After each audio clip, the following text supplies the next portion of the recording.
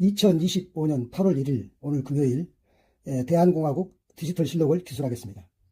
오늘은 그 한국사 편연체 전근대사와 근현대사를 조감해서 설명을 하겠습니다.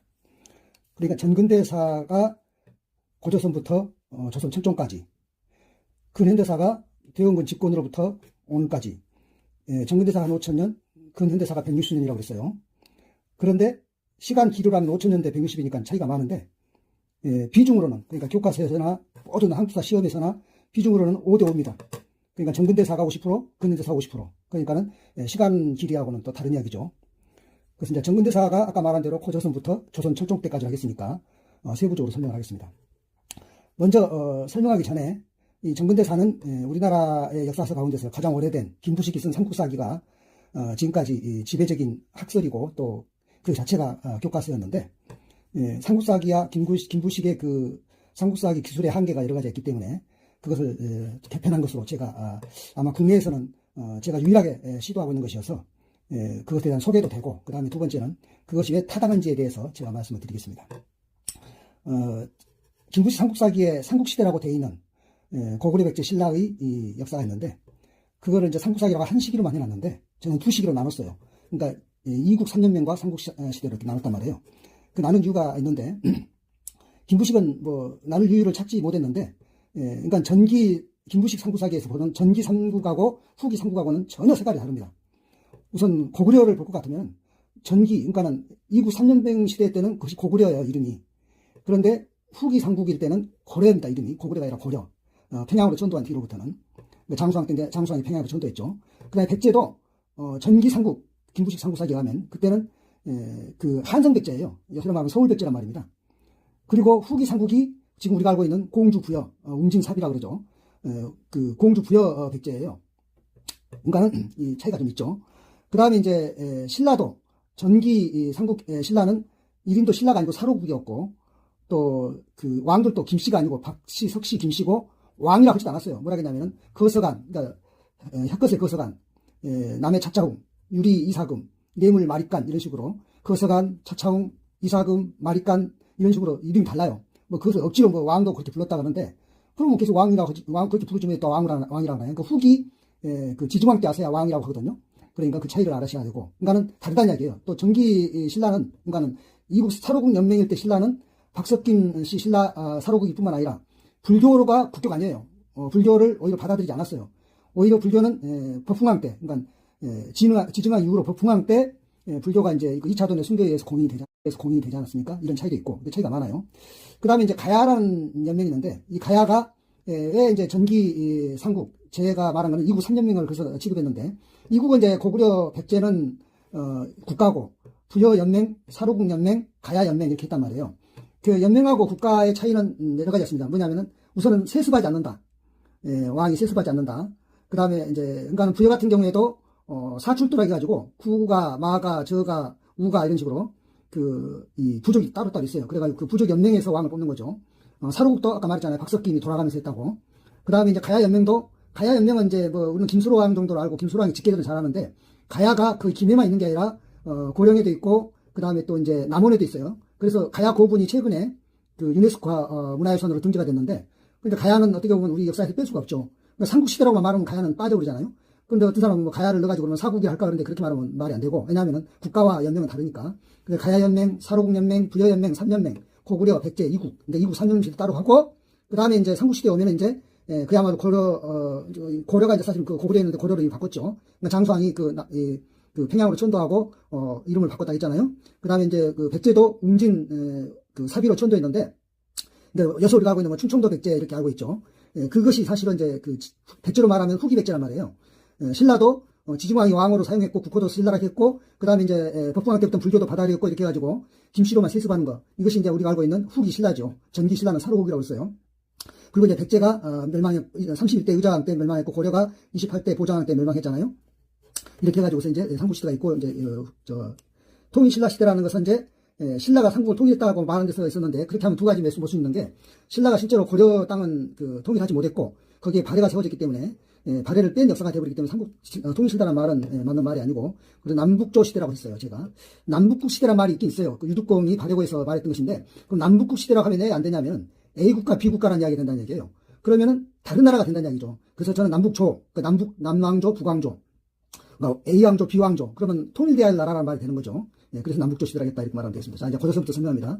고조선은 이제 BC 2333년, 그러니까 지금으로 말하면은 여기 서기 2025년 플러스 하면은 한 4500년 정도 되죠. 정확하게는. 우리가 이제 그냥 대충 한 5000년 역사라 그러는데, 개천절이 이 단군 왕건이 국가를 세웠는데, 건국 기념이 뭐냐면 홍익인간이라는 이야기예요. 뭐 홍익인간이 널리 인간을 이롭게 한다 이거 아닙니까? 이게 굉장히 대단한 이야기예요. 왜 대단한 이야기냐면은, 지금 현행 헌법도 대한민국 민주공화국이다. 모든 주권은 국민에게 있고 모든 권력은 국민으로서 나온다는데, 국가와 국민을 이렇게 위계를 세워서 했는데, 오히려 단군 왕건의 건국 이념은 인간을 가장 앞섰다는 이야기예요. 인간을 이롭게 한다는 것이 건국 이념이에요. 이게 얼마나 대단한, 오늘날 헌법보다 더 대단한 거죠. 그래서 이제 단군 기원을 줄여서 단기라고 그래요. 단기 1년이 출발하는데, 이 청동기 문명이 유명합니다. 고조선은. 이 고조선이라고 할 때는 이름은 조선인데 이제 옛날 조선이라 해서 고자를 쓴 거죠. 이것도 사실은 좀 불만인데, 왜냐하면 조선이란 말이 아예 그냥 중국 사세는 조선이라고 나오지 고자를 안 넣죠. 우리가 지금 편의상 이성계의 조선을 구별하기 위해서 고자를 넣었는데, 그냥 그 습관대로 하겠습니다. 그래가지고 청동기 문명이 유명해요. 그때는 이제 철기시대 이전이니까.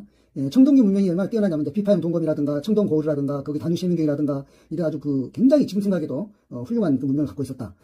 단군조선은 이제 그렇게 해서 2000년 이어다가 기원전 194년에 이만이 이제 쿠데타를 일으켜서 이만조선으로 변하는데, 그 마지막 단군조선의 마지막 준왕이 이제 물러나고 이만조선의 첫 왕이 되는 거죠. 이만은 어떤 사람이냐? 이 한나라 한나라 세운 고조 유방이 그 유방의 부하들 가운데 노관이라고 있어요. 노관. 그러니까 유방은 이제 천하를 통일하고 한나라를 만든 다음에 각 자기 부하들을, 옛날에 자기 따르던 부하들을 각 지역마다 분봉왕으로 세웠는데, 연나라 쪽에 연왕으로 세운 이가 노관인데, 그 노관이 나중에 이제 유방 사후에 유방의 부인 여치가 그 유방의 옛날에 신하들을 전부 다 뭡니까 이렇게 숙청하잖아요. 한신도 죽이고. 그런데 노관도 자기도 이제 아무래도 희생될 것이 걱정돼서 흉노로 망명을 합니다. 망명할 때 이만이 그 노관의 부하인데 따라가지 않고 이만이 자기 부하들을 데리고 고조선으로 망명을 했어요. 그래갖고 고조선에서 변방을 지키는 이제 그런 장수가 되었다가 쿠데타를 일으켜가지고 이만조선이 건국이 됐는데, 주로 이제 이만은 기왕에 고조선 산업이 중개무역을 했잖아요. 북방 유목민족과 그 한족들 농경민족 중원에 농경민족의 중개무역을 주로 했었는데, 이만은 이제 더욱 중개무역을 잘 했죠. 그래가지고 이게 이제 한 부제가 말하자면 중개무역에서 너무 이익을 많이 뜯어먹는다 해가지고 그걸 보복하기 위해서 이제 조선 정보를 합니다. 그래서 이만의 손자가 우구왕이 이제 마지막 왕인데 이제 전사를 해요. 그래서 고조선이 멸망하는데 그때가 기원전 108년입니다. 한편 이제 이렇게 해서 고조선 끝났고요. 이제 이국 3년민 시대 오면 이제 부여가 제일 먼저 건국했었죠. 사실은 기원전 4세기부터 건국을 했는데, 그래가지고 이제 고조선이 멸망하기 때문에 고조선의 모든 그런 그 자녀 세력들이 이제 부여로 다 이렇게 합류가 됐겠죠. 그래서 이제 기원 후 서기 494년까지 거의 500년까지 있었고요. 고구려도 이제 부여에서 떨어져 나와서 건국해가지고 광개토대왕 때 가장 넓은 지역을 차지하고 있었다가 장수왕이 이제 평양으로 전도하면서 그러니까 장수왕이 평양으로 전도할 때까지가 427년이니까 이때까지를 이제 전기 고구려, 이름으로는 고구려는 이제 마지막이죠. 그다음부터는 이름을 고려라 있으니까. 그다음에 한성백제도 475년에 서기 475년에 공주웅진으로 전도하잖아요. 그러니까 그 전까지를 이게 이제 전기 백제가 되겠는데, 그 다음에 이제 사로국은 아까 말한 대로 소지 마리간이 마지막 이제 왕이었는데 그때가 500년이에요. 그 다음부터는 지증은 이제 마리간이라 하지 않고 왕이라 했어요, 이름을. 그래서 이 소지 마리간 때까지를 이제 전기 신라인데 엄밀하게 말하면 사로국 연명했다. 가야도 이제 가야가 김해 쪽에 있는 가야가 금강가야고, 그 다음에 이제 고령 쪽에 있는 가야가 대가야인데, 김해 쪽에 있는 가야는 신라 법흥왕이 정벌해서 망했고, 고령 쪽에 있는 대가야는 진왕이 정벌해서 망했어요. 근데 대부분 500년대에 망했는데, 이렇게 해서 한 500년대까지 이후 3년민 시대예요. 이 시간은 한 600년 됩니다. 굉장히 길어요. 이것만 해도. 그 다음에 이제 우리가 명실공히 삼국시대인데, 이 삼국시대는 여기 600년에 비하면 한 250년 정도 됩니다. 그래서 여기 이제 고려, 그러니까 장수왕이 고구려를 고려라고 바꿨다 그랬어요. 그래서 제가 이걸 구분하기 위해서 고시고려라고 합니다. 왜냐하면 고려 이제 왕조가 고시들이 이제 세습했기 때문에 장수왕이 남진역제를 썼죠. 그 다음에 웅진 천도와서 공주로 천도원 백제도 또 나중에는 또 성왕이 사비로 전도했잖아요. 그래서 이름도 남부여라고 하고, 거기에 지금 지명이 이제 부여로 변했죠. 그때는 지명이 사비였는데, 그때부터 시작하고, 그 다음에 지증왕이 이제 신라, 이름 국호도 신라라고 했고, 그때부터는 마리간 이런 거 아니고 이제 왕으로 바꿨어요. 왕으로. 이게 500년대고. 그 다음에 이제 그래가지고 언제까지 오냐면 이제 통일되기 직전, 그 백제를 통일하기 전에, 백제가 통합하기 전에 무열왕까지, 이제 무열왕이 백제를 통합하고 바로 죽었죠. 660년에 죽었는데, 이때까지는 이제 삼국시대의 신라라고 이렇게 말할 수 있겠네요. 그래서 백제는 이제 660년에 망했고, 고려는 668년에 망했고, 무열왕은 621년에 죽었고, 그래서 이제 신라가 이제 이 문무왕이, 무열왕이 아들인데, 문무왕이 621년에 즉위하고, 그 효공왕까지가 김씨입니다.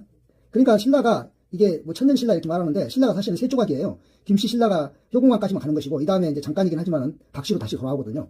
그 다음에 이제 발해는 이제 고려에 세워진, 뭡니까, 대조영이 세웠는데, 고왕이라고 이제 자기가, 대조영이 세웠는데 698년에 이제, 그러니까 고려가 망한 지, 고구려가 망한 지,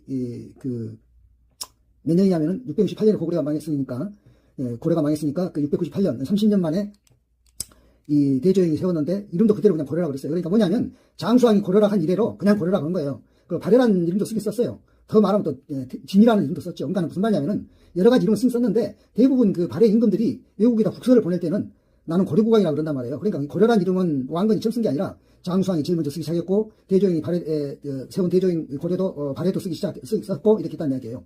이게 이제 남북조 시대고 전국시대. 왜 전국시대가 있냐면 이게 좀 후삼국시대라고 그러거든요. 그 후삼국시대라고 말이 안 맞는 게 후삼국은 신라와 견훤의 백제와 궁예의 고려만 있는 게 아니거든요. 후삼국은 발해가 그대로 여전히 있단 말이에요. 그러니까는 그 다음에 이제 그 신라도 그 박씨 신라예요. 이제 후삼국 때 신라는 뭐냐면 신도광도 박씨고 이게 53대, 54대 경영왕 박씨고 55대 경영왕도 박씨란 말이에요. 그러니까 김씨가 아니란 말이에요. 그래서 이게 이제 후삼국 신라인데 그 옛날에 말했을 때, 그 다음에 이제 이 발해는 이제 뭐 그 거의 이제 망해가기 직전이었고, 그 다음에 견훤이 백제를 쳤는데 견훤이 사실은 백제 사람이 아니라 지금으로 말하면 경상북도 상주 사람이에요. 그러니까는 백제 옛날 백제하고 별로 연고도 없는 사람인데 나라 이름을 백제라 했단 말이에요. 그 마찬가지로 궁예도 고려 사람이 아니고 신라 왕족이에요. 물론 왕족인데. 그리고 궁예도 나라를 세우자마자 이름을 고려라고 그랬어요. 그러니까 그대로 발해도 고려, 장수왕도 고려, 궁예도 고려 그대로 쓴 거예요. 물론 나중에 이제 철원으로 옮겨가지고 태공이라는 이름도 쓰고 마지라는 이름도 여러 가지 썼는데 일단 궁예가 고려라고 시작했다는 점에 주의해야 돼요. 그러니까 왕건의 고려가 마지막 고려고 다 고려들은 이름부터 있어 왔다. 그래서 우리나라가 코리아이기도 하고 고려이기도 하죠. 중국의 동북공정이 자꾸 평양 정권은 중국의 지방 정권이었다. 그 말이 뭐예요? 고구려와 발해는 중국의 역사다. 그런 말 아니에요. 그런 동북공정을 막는 방법도 우리가 이 고려를 그대로 똑같이 써줌으로써 막을 수 있다는 얘기예요. 단지 구분할 때는 고구려 고려를 고시고려, 발해고려는 발해고려, 그 다음에 궁예고려, 그 다음에 왕건고려 이렇게 왕시고려 이렇게 하면 되는 거죠. 그리고 이제 김씨신라는 이게 이제 경순왕이 마지막 56대 왕인데 아까 박씨신라라고 했잖아요. 근데 이게 그 박씨신라 그 경영왕이 견훤이 그 포석정에서 경주 포석정에서 이 경영왕이 이제 죽습니다. 그 견훤에게 자계를 맹해가지고 자살하죠. 그래서 이제 이 경순왕을 세워요. 이거 이제 견훤이 세워놓은 거예요. 꼭두가시 왕이에요. 이때 이제 경주 김부를 세운 거죠. 그러니까 이거는 이제 뭐 말만 신라지 사실은 이제 그 견훤 백제의 이제 속국처럼 된 거죠. 그러다가 망했는데. 그리고 견훤 백제도 이제 마지막에 견훤 아들 신금이 망할 때까지가 이제 이렇게 해서 이걸 이제 전국시대. 전국시대냐. 후삼국은 더 아니고 후삼국도 아니고 전국시대라는 말은 뭐냐면은 영웅들의 싸우는 시대. 한 40년 돼요, 시간은. 얼마 안 돼요. 전국시대가. 안 되고 여기 궁예만 하더라도 처음부터 궁예가 실력자가 아니었고 궁예 앞에 양길이 있고 양길 앞에 기원이 있어요. 이렇게 쭉 기원이 죽이고 양길이 죽이고 궁예가 이렇게 말하자면은 이 궁예 고려에 이제 그 왕이 됐고 나중에 여기서 이제 왕건이 나왔죠. 그래서 이제 왕건의 고려, 왕씨 고려인데 이 왕건 고려가 이 그 호족 연합이에요. 그러니까 왕건이 왕비가 29명이란 거 아시죠? 그러니까 29 호족들의 딸들을 전부 다 그 왕비 삼았기 때문에 그 이제 정략 결혼인데, 그러니까 그 고려 초기 정권은 호족 연합 건국이죠. 연합 정권이죠. 태조 이제 왕건이 태조라기 918년에 이제 나라를 세웠고, 그 다음에 이제 11대 문종 때쯤 가면은 이게 문불 귀족 시대가 됩니다. 그래서 우리가 잘 아는 이자겸이라든가 인주이 씨, 인주가 요새로 말하면 인천인데 인주이 씨 이자겸이라든가 그 다음에 이제 삼국사기 쓴 김부씨, 김부씨는 경주 김씨죠. 이런 이제 문벌들이 그 말하자면 귀족 정치를 하던 때, 이때가 이제 문벌 귀족 시대, 17대 인종까지. 그 다음에 이제 18대 의종 때 무신정권 시대가 돼요. 무신정권 시대는 여러분이 잘 아는 정중부라든가 이의방이라든가 이런 애들이 이제 무신정권을 일으켰죠. 그래가지고 이것이 100년 갑니다. 100년. 굉장히 길게 가죠. 무신정권 시대가. 그래서 18대 의종 때 시작해서 24대 그 원종 때까지 가요. 이 무신정권 시대가. 이거 더 갈 건데 그만 가냐면 이제 몽골이 고려를 침략했기 때문에 이 무신정권이 망한 거죠. 그 다음에 이제 몽골이 침략해가지고서 몽골에 부어있는 그 가까운 세력을 우리가 부원배라고 그래요. 뭐 친원배라고 하고 부원배, 부원 세력이라 그 말이죠. 원나라에 부역하는 세력이다 그런 말인데, 그리고 왕도 이름이 이제 종자를 붙이는 것은 이 국가의 저기지만 이제 충렬왕 하는 것은 이제 말하자면 식민지 왕이라는 뜻이죠. 충성한다. 누가 충성한다? 원나라에게 충성한다 그런 말이죠. 그리고 이 사람들은 부마라고 그래요. 부마가 뭐냐면은 원나라 공주하고 결혼해야 돼요. 네, 무조건 원나라 공주를 정비로 맞아들여야 돼요. 후국 말고. 25대 충렬왕 때부터 30대 충정왕 때까지가 이 고문세족 시대. 그래서 이 고문세족 시대도 한 65년인가 가요. 그러니까 이제 이때는 이제 그 대부분 부원배들이 전국의 땅을 너무나 많이 차지하고 있어가지고 이때 나온 말이 뭐냐면은 명색이 농민인데도 송곳 하나 찌를 땅이 없다. 그러니까 땅이 엄청나게 이제 부익부 빈익부로 갈라진 거죠. 그러니까 사회가 망할 사회가 된 거죠. 그래서 이제 공민왕이 이제 말하자면은 원나라의 마지막 뭡니까? 공자도 충자는 충성한다고 공자는 공배한다. 그러니까 원나라에 공배한다 그런 뜻인데. 그래서 노국대장 공주가 쉽게 말하면 이제 저기죠. 마지막 그 원나라 공주죠. 그래가지고 공민왕이 이제 그 다음에 이제 원나라가 세력이 약해진 틈을 타가지고 말하자면 원나라를 쫓아내고 이제 요새 말하면 이제 독립이 된 거죠. 그리고 이제 신진사대부들, 그러니까 이성계라든가 정몽주라든가 정도전이라든가 이런 신진사대부들이 이제 나오고 있어. 특히 이성계는 이제 무인 세력이죠. 이렇게 해가지고 이 신진사대부 시대가 31대부터 마지막 34대까지 이어지고 그리고 이제 조선으로 넘어오는데 그래서 우왕, 장왕, 공영왕이 이제 이성계한테 수원이 왕위를 물려줬어요. 그래 이제 여기 이제 이성계의 조선이 된 겁니다. 이성계 조선 누가 세웠냐면 정도전이라든가 이런 일파가 세웠는데 정도전을 뭐라 하면 역성혁명파라고 그래요. 역성이 뭐냐면 성을 바꾼다 이 말이에요. 성을 바꾼 혁명파. 그러니까 옛날에는 성을 바꾸면 큰일 난 줄 알았어요. 그러니까 왕씨 성을 바꾸면 안 된다는 걸 알았다는 얘기예요. 그런데 그런 게 어디가 있냐. 이 혁명을 하면 성을 바꿔야지. 그러니까 이씨 조선을 해야지. 이씨가 왕이 돼야지. 이거 말이거든요. 그러니까 이씨 조선 2조 이렇게 하면 자꾸 어떤 사람들 그래요. 요새 좀 무식한 사람들은 일제가 2조라 했으니까 우리가 2조라고 하면 안 된다고. 그런 무식한 얘기가 어디였습니까? 역성혁명파들이 말한 것이 이씨의 조선이에요. 그러니까는 어떻게 말하면은 고조선은 그냥 조선이라 하고 이걸 2조라고 구분하기 더 나아요. 근데 이제 이거를 그냥 조선으로 하려다 보니까 이거를 고조선이라 했던 건데, 그러니까 이씨 조선 2조 이거 절대 일제 때문에 나온 말 아닙니다. 그리고 그 조광조의 그 사화 때, 김효사화 때도 조광조가 주초유왕, 조씨가 왕이 된다라는 그 나뭇잎에다가 뭐 벌레 씹는 그런 이야기 있잖아요. 그때 그 조광조를 그 수충하면서 한 말 유명한 거 있잖아요. 이 나라가 이씨의 나라냐, 어떻게 조씨의 나라냐. 그랬다는 거 아니에요? 그러니까는 2조가 뭐 일본 그런 생각이 말이죠. 우리가 쓰던 말이었고, 그 다음에 이씨 조선 왕실이 자기들 나라를 이씨의 나라로 했단 말이에요. 그러니까는 오히려 2조라고 구분이 나요. 그도 그렇게 뭐냐면은 요새는 조선 그러면 또 누가 쓰고 있죠? 북한이 조선이라고 써요. 북한을 북한이라고 부르는 나라는 우리나라밖에 없어요. 중국도 북한을 조선이라고 부르고 일본도 북한을 조선이라고 부르고 대만도 북한을 조선이라고 부르고 베트남도 북한을 조선이라고 부르고 다 조선이라고 부른단 말이에요. 우리만 북한이라고 부르지. 그러면 조선이라고 하면 지금 우리나라 말고 밖에 나가면은 전부 뭡니까 저기 그 북한을 알아들 거 아니에요. 그러면 이씨 조선하고 북한하고도 혼동할 거 아닙니까? 그러니까 2조라고 하는 것은 오히려 그런 변별력도 높이고 하니까 뭐 앞으로 그런 말 하지 말고 무엇보다도 역성형태라고 써요. 누구죠? 그 정도전. 정도전과 그 이방원 일파를 역성혁명파라고 했단 말이에요. 그들이 건국이었어요. 그래서 역성혁명, 성을 바꾼 혁명이다 이 말이죠. 그 다음에 이제 그렇게 한 100년 잘 오다가 연산군 때 이제 사화가 왔으니까 사화는 선비들의 화, 선비들이 이 죽임을 당하는 화다 그런 말인데 4대 사화인데 연산군 당대에만 무호사화, 갑자사화가 있었고 그 다음에 중종, 연산군 동생이었던 중종이 김효사화 때는 조광조가 희생됐죠. 그 다음에 명종 때는 대윤, 소윤, 그래서 이제 그 누굽니까 저기 명종의 애숙, 명종의 애가집도 그 윤씨고 명종 앞에 인종 애가집도 윤씨인데 그 윤임과 그 윤원행의 이제 싸움 같은 집안 싸움인데 그래서 윤임은 이제 그 인종 애가집인데 대윤, 윤원행은 이 명종의 애가집인데 소윤 해가지고 이것이 이제 을사사화의 마지막 무갑기운 그래서 무호사화, 갑자사화, 김효사화, 을사사화가 이렇게 있었고 그다음 임병양난은 이제 임진왜란 정명호란 병자호란 양난 두 난리의 시대인데 그 14대 선조 때 임진왜란이 일어나서 15대 광해군까지 쭉 임진왜란이 이어졌고 그 다음에 16대 그 인조 때 정명호란이 일어나고 병자호란이 일어났고 그 다음에 이제 17대 효종은 이제 볼모로 잡혀갔다가 돌아와서 이제 그 효종이 된 것인데 나중에 뭐 북벌전쟁을 하겠다고 뭐 여러 가지 예를 썼지만은 그러다 말았죠.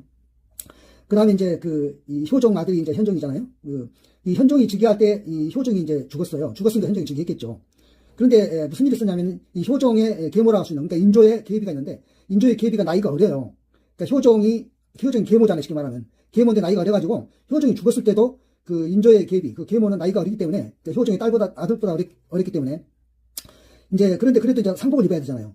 그러니까 아들이 죽었으니까 아무리 뭐 나이가 많은 아들이라도 효종이 죽었으니까. 근데 이제 무슨 문제가 있었냐면은 효종이 차남이잖아요. 원래 저기 소현세자가 장남이 죽었으니까.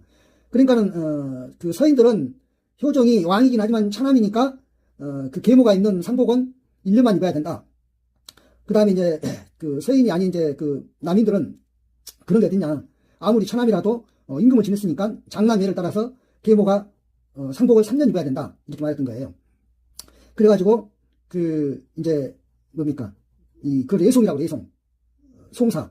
A를 따진 장례를 따지는 송사라가 예송이라고 하는데 그러니까 우리가 이런 말 하죠. 그 당쟁이 흉보면서 그 상복을 3년 입냐 1년 입냐 이런 가지고 싸우냐가 그래서 너 유치하다 뭐 이러는데 그 문제는 이제 3년이냐 1년이냐 문제보다도 뭐냐면 왕이 왕이라도 차남으로 따를 것이냐 아니다 왕은 장남과 마찬가지로 할 것이냐는 굉장히 중요한 문제죠. 근본적인 문제예요. 그러니까 이게 이제 유교의 중요한 사상인데, 그러니까 그렇기 때문에 그런 거지, 자꾸 무슨, 상복을 무슨 3년, 1년이 뭐 대단한 거냐는데 대단하죠. 왜냐면은, 왕이면 장남으로 볼 것이냐, 왕이고 나발이고 차남이면 차남으로 볼 것이냐, 이 차이니까. 그 다음에 그 이제, 그러니까 기해성이고, 이제 가비내성이라고 뒤에 있어요, 또. 그러니까 기해성 때는 현종이, 이제 어리니까, 바로 즉위 초니까는 할 수 없이 신하들 마음대로 했고, 기해성 때 현종이 컸잖아요. 그 현종 어머니 이제 장례예요. 근데 이때도 이 인조의 그 계모, 아까 젊은 계모라 했잖아요. 그러니까 며느리가 이번에 죽었잖아요. 죽었는데 그때도 살아있었어요. 그래가지고 이제 그러면 며느리가 죽었는데 며느리 옷을 계모가 이제 계 시어모죠. 시모죠. 이 시어머니가 그러면 이제 1년을 입어야 되느냐 아니면은 이건 저 작은 며느리니까 9개월만 입어야 되느냐. 이때는 현종이 크니까 이제 현종이 이제 임금이니까 이제 덤빈 거죠. 이수 싸가지 없이 그래도 우리 어머니가 왕비였는데 작은 며느리라고 말하느냐. 그래가지고서는 이제 1년 입어라. 이렇게 했고 그래서 이제 이 서인들이 찌그러진 거죠. 남인이 이제 득세한 거죠. 그러니까 현종이 이제 있을 때는 남인이 이제 어서 말하면 여당이 된 겁니다.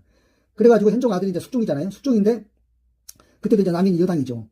그래가지고 이제 숙종이 이제 19대 숙종이 이제 임금이 됐는데 이 남인 영수가 누구냐면은 이제 허적이라고 있어요. 허목이 이제 허목이 이제 남인인데 허목도 있고 그다음에 허적인데 허적이 영수죠. 이제 남인데 허목은 이제 그다음 좀 물러났고 다 집안이잖아요. 그 허적이 뭐 자기 집에 해갑잔치인가 하는데 그때 숙종이 이제 나이는 어리지만은 이제 등극했는데 그 왕실에 있는 차일을 빌려다 쓴 거예요. 그 숙종한테 말도 없이. 근데 말도 없이나마나 왕실을 빌려다 쓴 것 자체가 잘못된 거죠. 왜냐하면 갖다 빌려다 쓰라고 하는 것이 왕실의 차일이 아니거든요. 그러니까 쉽게 말하면 이제 어린 숙종은 딱 보니까 싸가지가 없는 거예요. 자기 할아버지뻘 되지만은.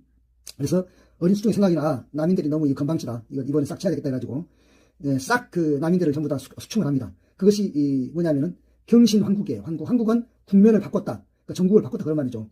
숙청한 거예요. 그래서 남이 이때 떨어지고 그때 이제 여당으로 들어선 것이 서인들, 송시열이라든가 이런 서인들이 들어왔죠. 여당으로. 경신왕국이고 그 다음에 이제 기산이 딱 됐어요. 기산이 딱 됐는데 그때는 이제 뭐냐면 이제 장희빈이 이제 후궁으로 들어와가지고 있었는데 장희빈은 이제 남인 사람입니다.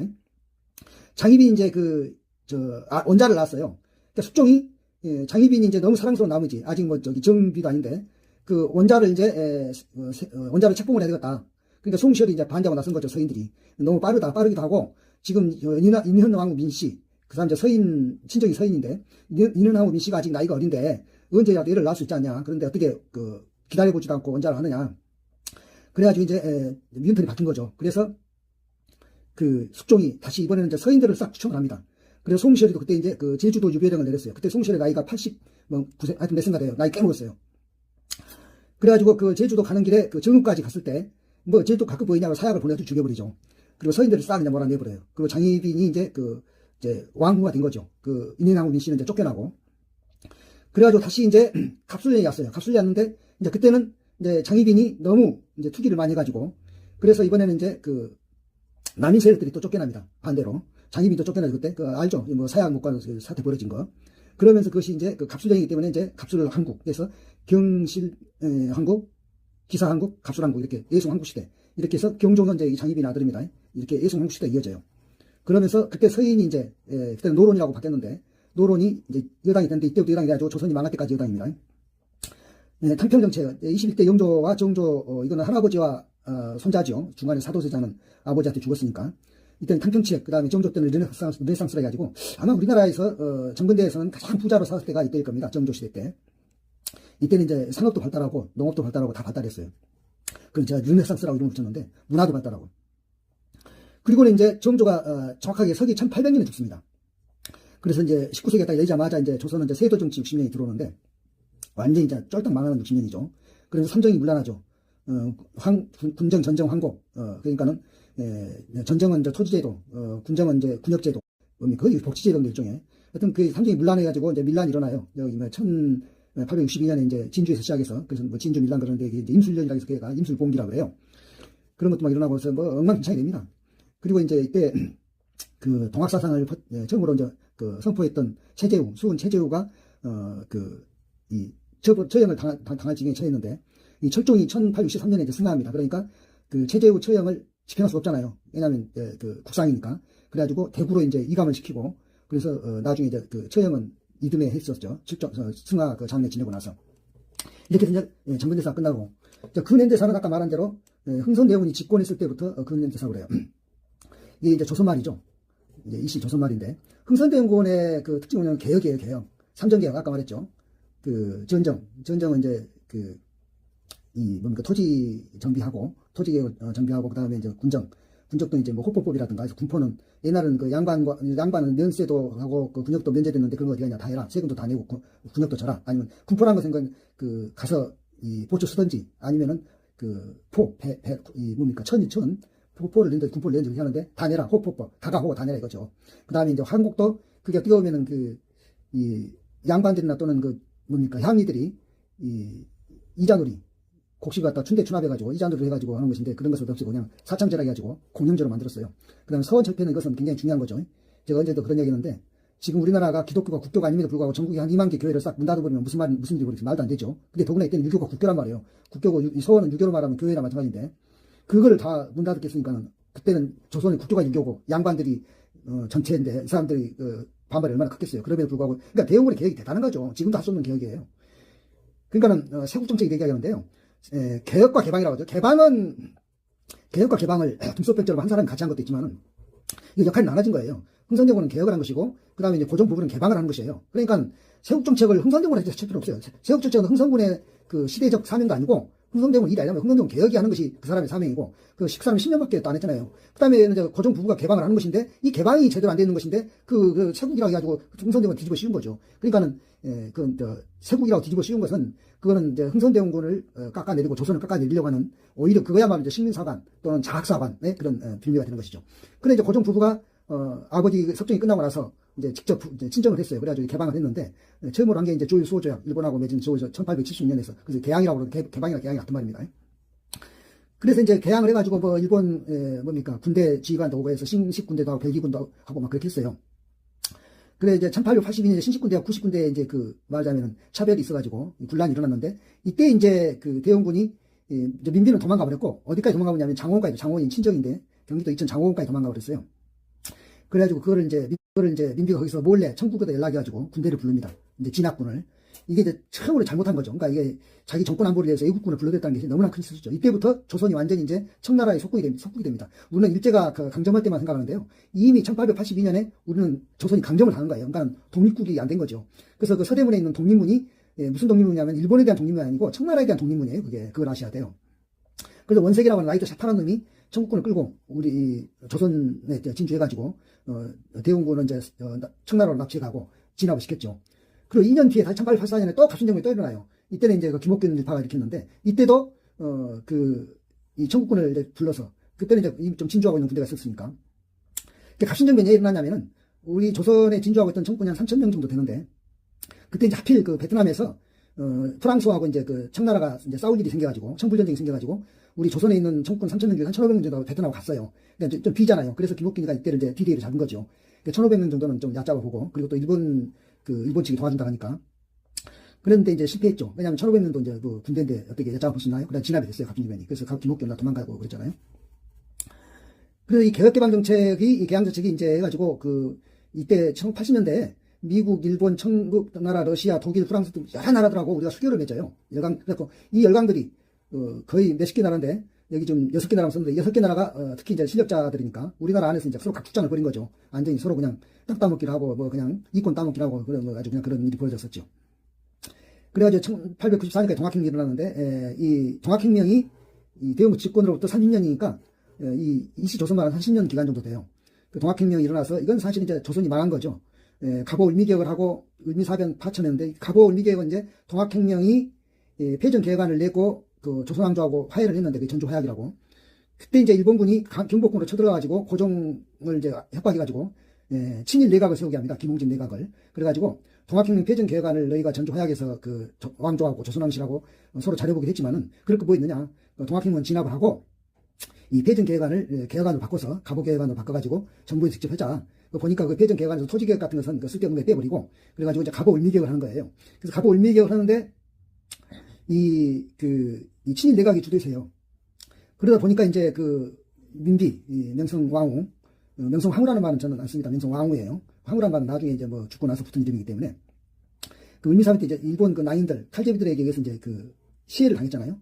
그래가지고 이제 고종이 아간 파천이라 해가지고 러시아 공산으로 도망가 버려요. 이 파천이 임금이 도망가면 파천이라고 그래요. 이렇게 해서 사실은 조선의 생명이 끝난 거예요. 파천을 가서도 끝났지만은 나중에 돌아와서는 고종 본인도 나라를 조선에서 국호를 대한제국으로 바꾸거든요. 대한제국으로. 그 대한제국은 이것이 뭐냐면은 나중에 3.1운동 때 대한민국이 세워질 때 그거를 이제 신한국이라는데 그래서 이거 구한국이라고 그래요. 그래서 구한말이란 말이 그래서 나온 말인데 대한제국으로 고종이 이제 바꾸고 그다음에 대한국 국제 요새로 말하면 헌법이죠. 그걸 공포를 합니다. 우리 이제 대한제국은 제국이다. 나는 황제다 그거죠. 그리고 이제 연호도 광무 1년 이렇게 다 정해요. 1897년에. 그러니까 이때는 조선이 아니죠. 그래서 이 동학혁명이 조선을 이제 끝장낸 동학혁명이 된 것이죠. 그리고 이제 동학혁명 인내천이라는 그 사상이 이제 혁명 이념이기 때문에 인내천은 사람이 곧 한대다 그런 말 아닙니까?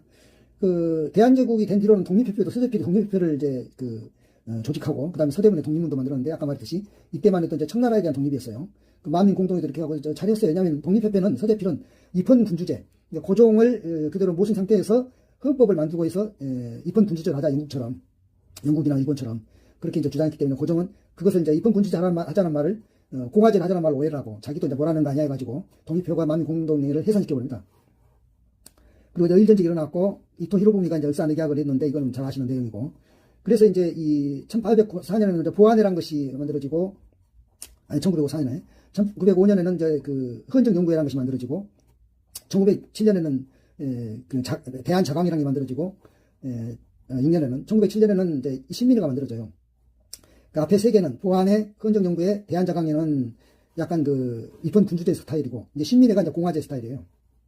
신민회에서 우리가 익숙한 이름은 이제 도산한 창호가 이제 그 중에 하나인데 이 공화제는 이제 신민회는 그다음에 이건 이제 뭡니까 이 비밀단체입니다. 왜냐하면 공화제를 주장하기 때문에 내놓고 하다가는 이제 안 되죠. 그런가 하면 을사늑약이라든가 이래서 을사의병도 일어나고 그다음에 을사늑약을 그 헤이그에다가 뭐 고종이 미사들 보내가지고 국제 만국 평화회에다가 여기 고소하려고 했다가 들통나가지고 퇴위당하잖아요. 그다음에 군대 해산당하고 그래서 정리의병들 일어났었고 이제 했었죠. 1907년이 정민년이니까 시민회도 조직된 게 정민년이고 이렇습니다. 그리고 이제 1910년에 경수국지가 있는데 그로부터 조선 총독부가 무단통치 10년에서 3.1운동 있을 때까지 이제 무단통치를 했는데 1909년에 이제 그 뭡니까 그 안중근 의사가 이토 히로부미를 암살했죠. 그 안중근 의사만 하더라도요 공화제라기보다는 입헌 군주제의 마인드를 했다고 봐야 돼요. 뭐 어떻든 그 대한국이니까 대한제국이긴 하지만 대한국이라고 불렀거든요. 그런데 이제 고종이 19년에 승하를 해요. 그런데 이제 공화정의 필요성이 이제 그때부터 오래됐죠. 그러다가 이제 3.1 독립선언에 있으면서 이때 이제 사람들은 우리나라가 공화정을 이제 해야 한다는 것이 있을 때 이때 뭐 그 고종이 했었던 제정 왕정을 하자는 사람은 단 한 명도 없었어요. 공화국가를 만들자 그랬지. 그래서 이제 신한국이 만들어진 거예요. 대한민국 임시정부가 수립이 됐고 그래서 이걸 저는 대한민국 1.0, 2.0, 3.0 나오는데 이게 이제 한 30년 이게 한 40년 이게 40년 이렇게 돼요. 기간으로. 그러니까 이렇게 나눠야 돼요. 그래서 20년대 이게 1919년에 이제 대한민국이 건국이 됐죠. 임시정부 수립해서 건국이 되니까 이제 사람들이 각지에서 홍범도라든가 김자진도 이제 대한민국이라는 그 뭡니까 독립군이라는 그런 이 자기 주체성을 가지고 이 국내에 이제 항일투쟁 무장투쟁을 한 것이죠. 여기 지금 뭐 저기 봉오동 전투라든가 청사리 전투 아시죠? 30년대에도 이봉창, 윤봉길 이거 저기 한일 애국단 이 김구가 말하자면은 그 리더인데 이 한일 애국단에서 이제 이봉창 그거라든가 윤봉길 그거를 이제 다 했고 그다음에 지청천 이 한국 독립군 양세봉 조선행문군 이렇게 해서 중국에서 한일 무장투쟁을 했어요. 그다음에 40년대도 이제 김원봉이라든가 이 의열단 그다음에 뭐 조선의병대라든가 그다음에 김구의 임시정부 그다음에 이 한국 강복군 이게 이제 한일 무장투쟁이고 조선 총독부는 이제 그때 이제 병창 비주화 정책이라든가 민족말살 정책 한참 이제 창씨 개명 이런 거 할 때 아주 굉장히 그 뭡니까 태평양 전쟁 이렇게 가지고 아주 조선에서 정시 동원 체제라고 힘들게 했었죠. 총동원 체제를 해가지고 45년에 이제 해방이 됐는데 48년에 4.3의 제주 4.3이 일어납니다. 그러니까 제주 4.3은 뭐냐면은 분단되지 않은 한국, 분단되지 않는 나라를 원하는 것이 제주 4.3이에요. 왜냐하면은 제헌국회 총선이 5월 10일 날 있었거든요. 그러니까는 그렇게 하면 나라가 이제 분단돼 버린다. 그러니까는 분단되지 않는 그리고 제주 4.3을 이제 서북청년단을 보내가지고 진압을 시켰죠. 아주 그 제주도면의 한 3분의 1을 학살했다고 할 정도로. 그리고 이제 그 50 총선으로 제헌국회가 구성이 됐는데 이 제헌국회는 임기가 2년이에요. 그래서 48년, 49년, 50년 초까지 해서 6.25 직전에 2대 국회 총선을 했던 것이죠. 그렇게 하시고. 어떻든 그래가지고 48년 8.15 광복 때 제1공화국이 이제 이승만 정권이 들어섰는데 이때부터 이제 대한민국 2.0이다 이렇게 나눴어요. 그러니까 1.0이 30년, 40년, 40년 이렇게 나눴죠. 근데 이제 이승만 자유당 독재가 이제 4.19 혁명으로 이제 끝났는데, 그래서 4.19 혁명도 유네스코 기록유산에 등재가 됐습니다. 그리고 장명 정권이 들어섰는데, 장명 정권이 9개월밖에 못했어요. 왜냐하면 5.16 박정희 쿠데타 일어나가지고. 그 다음에 이제 박정희가 제3공화국 헌법을 만들어가지고 이 72년 자기가 유신 친위부터 달할 때까지 쭉 하다가 이 유신독재 헌법을 4공화국 헌법이라고 그러는데, 그러니까 이 제3공화국도 박정희고 제4공화국도 박정희인데 여기를 왜 그 유신독재 헌법을 따로 이렇게 나눠놨냐면은, 여기는 이제 박정희 사후에 최규화가 또 다시 전두환, 이거 전부 다 제4공화국이라고 말할 수가 있어요. 전두환도 나중에는 이제 다시 자기가 5공화국 헌법 만들었을 때까지. 그 11.6대 김정일에게 이제 박정희가 암살당했죠. 그래가지고 79년에 12.12 사태가 일어난 것입니다. 1979년 12.12 사태는 이제 전두환 신군부가 일으킨 정승화, 그 정승화를 수청 사업이고, 사태고. 그리고 5.18은 이제 너무나 유명한 강조 5.18이죠. 그러니까 무슨 말이냐면, 이때도 유신헌법이에요. 박정희는 두껍지만은. 그러니까 전두환 신군부는 박정희 유신독재의 이제 똘만입니다. 전두환 노태우는. 이 강조민주화운동, 이것도 유네스코에 기록유산으로 등재가 됐어요. 그 다음에 이제 제5공화국, 전두환이 제5공화국 헌법을 또 만들었어요. 역시나 체육관에서 뽑는 것이었는데, 그래가지고 이제 87년 6월 10일에 이제 항쟁에 의해서 무너지고, 이제 대통령 직선제 그 헌법을 바꿨죠. 그래서 13년대에 대해서 대통령 직선제 그 헌법을 바꿨죠. 그래서 13년대에 대해서는 그에 이제 직선이 일어나요. 직선을 해요. 이때 이제 노태우가 이제 당선이 됐죠. 그러니까 제6공화국부터는 이제 제가 대한민국 3.0이라고 했어요. 이게 이제 마지막 그 개헌이었거든요. 이게 9차 개헌인데. 이 제6공화국 헌법이 지금까지 40년 가까이 이어지고 있어요. 그러니까 30년, 40년, 40년. 그러니까 대한민국 1.0은 30년, 2.0은 40년, 3.0도 40년 이렇게 보면 돼요. 노태우는 이제 북방정책이 이게 공론화할 수 있어요. 왜냐하면 북방정책은 이제 이 대부분 이제 공산국가들하고 수교를 한 거거든요. 그러니까 이제 노태우 대통령 생각으로 이제 올림픽도 열어야 되니까 그 공산국가라고 계속 언제까지나 적대하면 안 되고, 그다음 유엔도 가입하려면은 아무래도 북한하고 같이 가입해야 되니까, 그리고 남북한 동시 가입하려면 북방정책이 필요하다. 북방정책 해가지고 이래서 이제 우리가 이제 더불어 서울올림픽도 잘 치렀고, 동서진영이란 말은 이제 이 자본주의와 공산주의가 서로 개방을 하면서 우리 시장이 확 넓어진 거죠. 그때 이제 5.0 비리 특검, 강주 특검, 언론 탄압 특검, 3개 특검이 있었어요. 지금도 특검이 윤석열 특검, 김건희 특검, 최상병 특검 있듯이 이때도 5.0 특검, 강주 특검, 언론 특검 이렇게 3가지였었는데 유명하죠. 그때 이제 우리 특검을 많이 텔레비로 많이 봤었는데, 청문회 같은 거를. 그리고 이제 김영삼이 문민정부 때는 유명한 이 금융실명제, 금융실명제는 김영삼의 업적에 속하는데요. 그런 가운데 IMF 하려는데 김영삼의 실정에 속하는 거죠.